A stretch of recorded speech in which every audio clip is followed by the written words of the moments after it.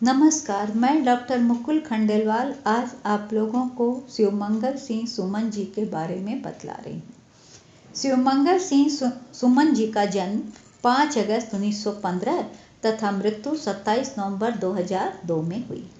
इनके कई काव्य संग्रह प्रकाशित हुए हैं। उनमें है हिल्लोल, जीवन के गान, प्रलय सृजन, मिट्टी की बारात, विंध्य हिमालय, वाणी की व्यथा आदि। हिल्लोल का प्रधान विषय जो है वो प्रेम है। प्रेम के आघात ने ही सुमन जी के हृदय में कविता जगाई। व्यथा की चर्चा करते हुए भी कवि ने इस दिशा में अपने बड़े स्वस्थ दृष्टिकोण का परिचय दिया है। इस आघात को वे एक स्वाभाविक घटना मानकर झेलते हैं और आगे बढ़कर जन संघर्ष को बल प्रदान करते हैं। वे लिखते हैं, मैं कर्तव्य विवश था वरना तुम में निज को लय कर देता, तिल तिल निज अस्तित्व मिटाकर अपने को प्रियमय कर देता, किंतु यहाँ प्रतिपल मुझसे ही कितने पड़े करा रहे हैं। विदा मिलेंगे और कभी इस क्षण रणभिक्षा चाह रहे हैं। विस्तृत पथ है मेरे आगे, उस पर भी मुझको चलना है। चिर शोषित असहायों के संग अत्याचारों को दलना है। साहस हो तो आओ तुम भी मेरा साथ निभा दो थोड़ा, अगर नहीं तो अब तो मैंने उस जीवन से ही मुंह मोड़ा। आगे चलकर सुमन जी क्रांति का आह्वान करने वाले कवि बन जाते हैं। उनकी रचनाओं में निराला और दिनकर दोनों का सम्मिलित ओज पाया जाता है। यह ओज का भाव जो है वो तेज का है। ओज माने जो है वो तेज है, उनका शब्दों का नहीं है। जिसमें अदम्य साहस है वो दिखाई पड़ता है। अपने पथ को स्वयं बनाकर चलने की प्रवृत्ति कवि में प्रारंभ से ही पाई जाती है। प्रेम की कोमलता मिट गई हो ऐसी बात नहीं है, पर उसकी सार्थकता कवि इस बात में समझते हैं कि वे नित्य जीवन और जन जीवन के संघर्ष को प्रेरणा और बल दें।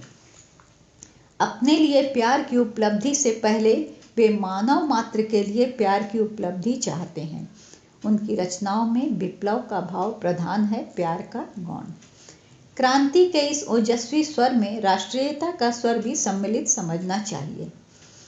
वह राष्ट्र चेतना आगे चलकर मानवतावाद में परिवर्तित हो जाती है। प्रकृति की छाया में वे भूख से बिलखते बच्चों, दीनहीनों, किसानों, दुखी मजदूरों और उजड़े घरों को देखते हैं। इस व्यापक दुख का मूल उन्हें सामाजिक विषमता में दिखाई देता है। इसी से पूंजीवाद और साम्राज्यवाद के विरुद्ध अपना स्वर प्रबल करने का वे निश्चय करते हैं और यहीं से वे समाजवाद के समर्थक बन जाते हैं। प्रलय सृजन में निश्चय रूप से वे प्राचीन जर्जर पूंजीवादी समाज को नष्ट करके नव निर्माण के लिए आकुल हैं। यूं रोमांस, करुणा और प्रगति के चित्र उन्होंने समान शक्ति से अंकित किए हैं, जिसका प्रमाण गुनिया का यौवन, कलकत्ते का अकाल और चल रही उसकी कुदाली आदि रचनाएं हैं। फिर भी उनका झुकाव जो था वो साम्यवाद की ओर अधिक है, ऐसा लगता है। दूसरे महायुद्ध के समय रूस को मानवता के उद्धार का प्रतीक मानकर उन्होंने कई कविताएं इस अनुराग से लिखी हैं जैसे सब उन्होंने अपनी आंखों से देखा हो और उनका जन्म उसी देश में हुआ हो। सोवियत रूस के प्रति मॉस्को अब भी दूर है, स्टालिनग्रेड, लाल सेना आदि ऐसी ही रचनाएं हैं। प्रगतिवादी होते हुए भी शिवमंगल सिंह सुमन जी गांधी जी के बहुत बड़े प्रशंसक रहे हैं। यह बात इनकी प्रसिद्ध रचना युग सारथी गांधी से स्पष्ट हो जाती है। इस लंबी रचना में महात्मा गांधी जी की तुलना वे दधीची, भगीरथ और गौतम बुद्ध से करते हैं और इस प्रकार उनके त्याग, संघर्ष और तपस्या के गुणों पर वे प्रकाश डालते हैं।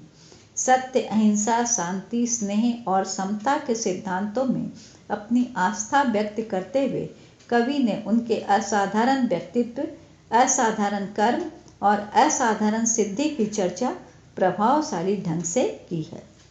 वे लिखते हैं, पलकें खोली खुल गए प्रभा के स्वर्ण कमल, हिल गए अधर मच गई दानवों में हलचल, डोली सत्ता सिंहासन थर थर भू लुंठित, चरणों पर स्वर्ण किरीट मुकुट, हे नीलकंठ पी गए गरल।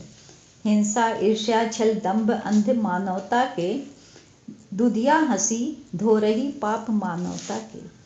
हे करुणाधन तुम कहाँ नहीं कब तक, कब कब बरसे तुम मूर्तिमान विश्वास अमर। युग की विराट चेतना तुम्हारे श्वास श्वास में रही सिहर। इनकी अनेक रचनाएं आवेश से परिपूर्ण हैं। जहाँ आवेश कम है वहाँ इन्होंने व्यंग्य से काम लिया है। ऐसी रचनाओं में अपने कवि से बहुत आकर्षक बन पड़ी है। इनका मुख्य आरोप यह है कि इस युग में मध्य वर्ग के कवियों ने अपने कर्तव्य का निर्वाह ठीक से नहीं किया। जब जनता को उनके सहयोग की आवश्यकता थी तब वे उन्हें अतीत का सपना दिखा रहे थे या कल्पना का सूक्ष्म जाल बुन रहे थे या मदिरालय के प्यालों में लीन अपनी सुध-बुध खोए बैठे थे। ऐसे कवियों को इन्होंने कायर, प्रतिक्रियावादी और क्रांति विरोधी कहा है। एक छंद में वे लिखते हैं, इस जीर्ण जगत के पतझर में अभिशप्त तुम्हारा कवि जीवन। सोचो नवयुग अरुणोदय में संध्या रागनी किसे रुचती। थोथी कल्पना तुम्हारी यह क्या सत्य कसौटी पर कसती। आगे लिखते हैं, यह क्षितिज पार के स्वर्ण स्वप्न, यह कला अछूती उपचेतन, कैसे जग को अपना सकती, कैसे उसके मन को जचती। था यहाँ प्रलय का आवाहन, था निर्माणों का पुण्य प्रहर, तुम बीते युग की करुण कथा, गाते थे वन वन चिर उन्मन। इस जीर्ण जगत के पतझर में अभिशप्त तुम्हारा कवि जीवन। धन्यवाद।